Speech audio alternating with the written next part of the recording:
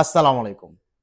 গত 2 দিন আগে মালয়েশিয়া কুয়ালালামপুর ইমিগ্রেশন সারাশি অভিযানে আরো 400 অবৈধ বাংলাদেশি গ্রেপ্তার।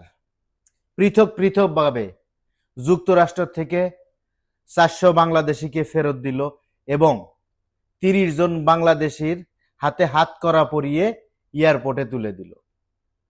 এখন কথা হচ্ছে, যারা প্রবাসে আছেন তারা অবশ্যই সতর্ক অবলম্বন করবেন, যাদের কাগজপাতি এখনো ঠিক হয় নাই।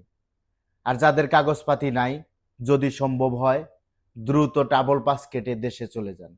এখন কথা হচ্ছে, এই তো বিগত কিছুদিন আগে মালয়েশিয়াতে আসছিলেন বাংলাদেশের অবৈধ উপদেষ্টা।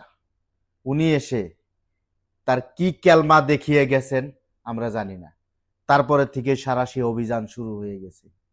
তারও বিগত কিছুদিন আগে আসছিলেন আইন উপদেষ্টা আসিফ নজরুল, সেখানেও একই পরিস্থিতি। তারা শ্রমিকের জন্য কি করলেন, প্রবাসীদের জন্য কতটুকু উপকার করলেন। আমি একটা ভিডিওতে বলেছিলাম, মাননীয় প্রধান উপদেষ্টা কিছু পারেন আর না পারেন, মালয়েশিয়াতে যারা অবৈধভাবে অভিযানে ধরা খেয়ে জেলখানায় আছে তাদেরকে ছাড়ানোর ব্যবস্থা করেন, দ্রুত দেশে পাঠানোর ব্যবস্থা করেন। কোনো কাজে আসেনি। আসলে এই সরকারকে দিয়ে আমাদের বিন্দু পরিমাণ আস্থা করা আদৌ সম্ভব না। অথচ সরকারের কিছু পাঁচ-আটা সাংবাদিক আছে, তারা প্রতিনিয়ত নিউজ করে মানুষকে আরো বিপদে ফেলাচ্ছে।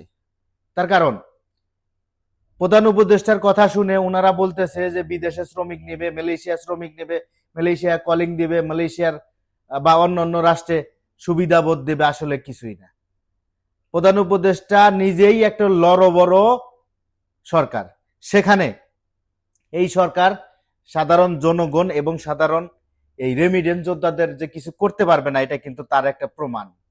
যুক্তরাষ্ট্র সহ আরো বিভিন্ন দেশে এবং মালয়েশিয়াতে প্রতিনিয়ত আমাদের অবৈধ প্রবাসী ভাইদের গ্রেপ্তার করা হচ্ছে। আমি মাননীয় প্রধান উপদেষ্টাকে কঠিন ভাষায় বলতে চাই, যদি সহায়তা না করতে পারেন, মিথ্যা আশ্বাস দিয়েন না, প্রবাসীদের বিপদে ফেলায়েন না, আবার নতুন করে বলতেছেন কলিং দেবেন, এগুলা লয়ে কথা বলবেন না। প্লিজ দয়া করে প্রবাসীদের বাঁচান। আর যদি পারেন, আবারও বলি, মালয়েশিয়া প্রবাসী যারা অবৈধভাবে গ্রেপ্তার আছে তাদেরকে ছাড়িয়ে দেশে নিয়ে যাওয়ার ব্যবস্থা করেন। আশা করি বুঝতে পারছেন। ধন্যবাদ।